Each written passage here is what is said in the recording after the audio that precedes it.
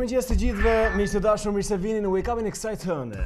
Mirëmëngjes të gjithëve. Një ditë e re sot, një javë e re, kështu që ju urojmë një ditë sa më të mbarë dhe të mirë, ashtu siç t'ju a ketë kokra e qefit, edhe pse të hënat përgjithsisht janë intensive për sa i takon planeve të punës, edhe trafikut, po edhe kjo koha si gri. Filloi shin natën, sepse mua më doli gjumi nga ora 3 e mëngjesit. Se pe një ëndër të keqe? Jo, kisha pirë shumë kafe, të tipit kafen e fundit e kisha pirë nga ora 8:30. Çaj, more isli çaj. Mbas orës 7 konsumoni çaj, nuk kam kafe. Edhe i vojta pasurat më vonë, era fundit që unë pi kafe. Aq vonë. Megjithatë kjo kafe mëngjesit këtë fundjavë domethënë. Kjo kafe mëngjesit që na ka bërë Irena e ka qarë dhe vlen shumë për mëngjesin, për të nisur këtë mëngjes. Marrim tani detajet e motit nëse arrim të lidhemi në këtë moment me Adiola Banin, që është kolega jon nga Meteo Alb, na jep çdo mëngjes detajet e motit, të njëjtën gjë do të bëj edhe në këtë tënë. Mirëmëngjes Adiola. Mirëmëngjes Isli, mirëmëngjes Joni. Mirëmëngjes. Si u zgjove sot? Shumë mirë. Mirë shkoi fundjava. Fundjava mirë, e qetë përgjithsisht, jo ndonjë gjë interesante, Shiko, përgjithsisht e qetë. Nuk kemi krijuar aq marrëdhënie sa ti të fillosh të hapesh dhe të ankohesh për shkak për gjëra që nuk shkojnë në jetën tënde apo është ende herë. Ja pra sa po tu ankua sa fundjava ishte e qetë. Pak nga pak. Pak interesante. Dëkohë nëse më pyet mua për shembull e them fundjava ishte e qetë, sa interesante. Do japim pak detaje të gjithë aty që po na ndjekin dhe janë zgjuar herët për të marrë vesh këto gjëra tani. Na thuaj se jemi zgjuar me shi. Domethënë me shi. Me shiu në prag të derës. Në fakt të reshjet mbeten prezente ditën e sotme deri afër mesditës, do të jenë me intensitet të dobët dhe të karakterit lokal, nuk do të kemi reshje intensive. Kryesisht do të ketë zonat veriore dhe zonat e ulta. Ndërsa gjatë pas mesditës dhe pasditja do të sjellin kryesisht kthjellime dhe vranësira në pjesën më të madhe të territorit, ndërsa reshjet kufizojnë në ekstremin verior dhe zonat lindore. Pothuajse edhe dita e marrë do të mbetet në të njëjtat kushte atmosferike, ku do të kemi kryesisht kthjellime dhe vranësira të herpashershme, ndërsa mundësia për reshje ditën e nesërme do të jetë akoma më vogël, pasi kthjellimet do të jenë më prezente në gjithë territorin. Ndërsa për sa i përket temperaturave të ajrit do të vijojnë të mbeten të larta edhe sot në mëngjes, duke u luhatur mëngjesi në zonat verilindore deri në 3 gradë Celsius, ndërsa mesdita do të shënojë deri në 19 gradë Celsius në ulësirën perëndimore. Edhe dita e marrë do të mbetet me temperatura të larta, do të kemi një rënje të lehtë në mëngjes dhe mesditë me 1 deri në 2 gradë, duke u luhatur nga 1 gradë mëngjesi deri në 18 gradë mesdita. Okej. Ndërsa për sa i përket të territorit të Kosovës, sot do të vijojë të mbetet me reshje të pakta shiu dhe dëbore. Reshjet kryesisht të dëborës do të jenë të fokusuara në zonat veriore dhe veriperëndimore, ndërsa pasditja dhe dita e martë në vijim do të sjellin kryesisht mot të kthjellët dhe vranësira të herpashershme në gjithë territorin, por pa rrezikuar reshje në Kosovë. Do të kemi kryesisht mot të kthjellët.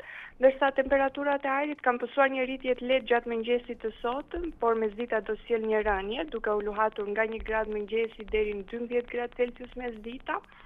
Po ashtu dhe dita e martë do të sjell një rënje me 1 deri në 2 gradë edhe në territorin e Kosovës, duke u luhatur nga 1 gradë deri në 10 gradë Celsius dita e martë. Po mirë.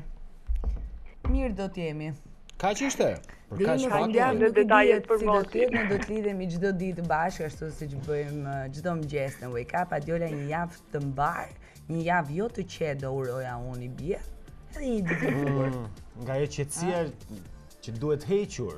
Pastaj për qetësi shpirtërore u urojmë gjithëve se kështu niset të bukur. U shkriva më Një ditë të mbar edhe juve. Po jeni kaq pozitiv të dy. Pa e të duam dhe ne shumë. Faleminderit. Gjithë të mirat. Mirë, dëgjojmë të parën tani me cilën ju përshëndesim edhe ju urojmë mirëseardhje në këtë javë që shpresojmë të jetë e shkurtër për nga ngarkesa, por e gjatë për shkak të gjërave të mira. Rikthehemi vetëm pas pak, do të jetë një sy bashk portaleve dhe ngjarjeve kryesore. Qëndrojmë ne Wake Up sapo ka filluar. Miq të dashur, ne rikthehemi në program, është momenti tani për të parë bashk titujt kryesor në faqet kryesore online të informacionit, duke nisur me topvizchannel.tv, aty ku ju informoheni në mënyrë të shpejtë dhe të sigurt, duke nisur me zhvillimet nga bota. SBA nisi ndihmat për Venezuelën me kërkesë të Guaidos. Është një prej shkrimeve kryesore sa i takon ngjarjeve jashtë territorit të Republikës. Ndërkohë vim në vend tek çështjet sociale, gripi mbush spitalet rajonale, mjekët, situata është nën kontroll. Me ujë dhe pa ujë, vetëm gjysma e banesave të shqiptarëve kanë kanalizime, një tjetër shkrim. Risin e ekranin Shqiptari diell prezanton Lulin dhe Lalin, ndërkohë diaspora së shpejti në kanalin zyrtar të Top Channel në YouTube. Lexoni më shumë duke klikuar tek topvizchannel.tv. Shkojmë tani bashkë tek Gazeta Shqip Online. Shpërdorim me fondet aviacionit civil merr zyra me qira, 3 fish më shtrenjtë se çmimi i referencës, një prej shkrimeve kryesore, shoqëruar nga Shohim Bashk. Vjojnë kunjat në loj futet Spiropali, presidenca si motra me PD-n dhe si grua, e diçens mëtej. Basha Pajdet reja ripërsërit premtimet e vitit 2017, ndërkohë e rënd 4 persona mbyte në liçenin e Shkodrës, një prej ngjarjeve që ka trondituar vendin në orët e fundit. Lexoni më shumë detaje në brendësitë Gazetës Shqip Online dhe në Finiq hajdutët vjedhin banesën dhe më pas i vën flakën. Ishte gjithçka sa i takonte vetë tituj kryesor të Gazetës Shqip. Shkojmë tani tek Panorama. Ekskluzive, Zhani Ziçishti tregon sekretet si u pushkatua ministri që bëri ekspertizën e Mehmet Sheut. Mëtej shtëpia me tjegulla dhe shteti me rregulla, Meta i përgjigjet Ramës për unazën e re dhe video konflikti për pronën dhe shtëpinë babai ja thot live djali, dil nga dritarja. Shkojmë tek Gazeta Shqiptare. Mbyten 4 persona në liçenin e Shkodrës, është një prej artikulleve kryesor që gjeni duke klikuar tek Gazeta Shqiptare. Edhe një herë. Unazë e re zëvon si Meta si përgjigjet Ramës, reagim jo serioz i kryeministrit. Ndërkohë, artikulli tjetër, Meta anullohet projekti unazës së re, prokuroria ka parasyve shkeljet e rënda. Vjojmë pas Gazetës Shqiptare me Shekullin, shekulli.com.al. Tragjedinë e liçenin e Shkodrës, shuhet familja me 3 antar, ndërkohë tek Gazeta Mapo shkojmë tani pas Shekullit, gjendet avioni i rrëzuar, futbollisti Sala ka vdekur. Për dhunimin ka vaj gazetari, qytetari digjital është mbrojtësi më i madh i demokracisë dhe artikulli 3, Papa Francesku ndryshon historinë vizitë në gadishullin arabik Mesh me 120.000 pjesëmarrës. Vjojmë pas Mapos shkojmë tek Tema. Profil, mekaniku shqiptar që po pushton kineman belge nga amator është kthyer në të preferuarin e kritikës profesioniste në Belgjik, nuk e di pse shoqërohet nga fotoja e Tom Hanks. Ndoshta ka ndonjë ngjashmëri, megjithatë nëse doni dini më shumë, klikoni tek faqja online e Gazetës Tema për të vjuar me vajza e Amerikën për të jetuar me nënën e saj. Dua t'i ndajmë këto ditë bashk, ti me apostrof. Velia e përplaset me Metën, e krahason me Nishanin, zhgënjyese nëse vemi nga presidenti anti-lodra tek ai anti-rrugë mos saboto Tiranën. Po tek Tema, reagimi për unazën e re, Rama, Meta është drejtuesi më serioz i opozitës, Butavallëku i del për zot pa pikën e gajles. Dhe pas Temës është rradha e syrit, nga diplomatikus, hilet dhe rreziqet e marrëveshjes Rama-Thaçi-Vučić, një prej titujve kryesor. A doni dhe një provë, jap se qytetari digjital është sot mbrojtësi i demokracisë, një tjetër shkrim që i gjeni tek syri, dhe i fundit foto, pedagogët vendosin të futen në grevë në mbrojtje të lirisë. Ndërkohë tek Politiko, ndryshimi kufirit Kosovë-Serbi, kryeministri i Maqedonisë me qëndrim si Rama, një prej shkrimeve atje. Vjojmë me aktivisti Aziza i kërkon dorëheqje e ministrash dhe zëvendës ministrash që për dhunimin ka vajt mos jetë skandali i radhës. Tek unazë e re, zëvendësi Metës replikon me velien, qytetarët neverisin korrupsionin e pacip dhe kriminal, dhe artikulli i fundit shkëputur nga Politiko në këtë të hënë, greva nis pikërisht sot, pedagogët e shkencave sociale, kush mungon shkel statutin e Universitetit të Tiranës dhe etikën pedagogjike. Dhe në fakt ishte njoftuar edhe më herët në emision diskutuar me Mark Marku, u tha se nëse do të kishte një vendim nga qeveria deri me një shkurt, atëherë do të merrë vendimin për grevë dhe për shkallëzim protestës. E vërtet, ndërkohë, tek monitor.al do të shohim 3 prej artikulleve kryesore, rreziqet që mund të rrisin borxhin, Sa e takon ekonomisë, fokusohemi atje tani për të lezuar dhe cënohet produktiviteti i kapitalit njerëzor, anemia tek fëmijët u rrit gjatë dekadës. Dhe ulet numrit huajve që vinë për të studiuar në Shqipëri. Çka do të thotë, do të kemi më pak italianë që vërdallosen rrugëve të Tiranës? Jo, nuk besoj se do të ndikojë kjo tek italianët, por ndoshta te të tjerët po.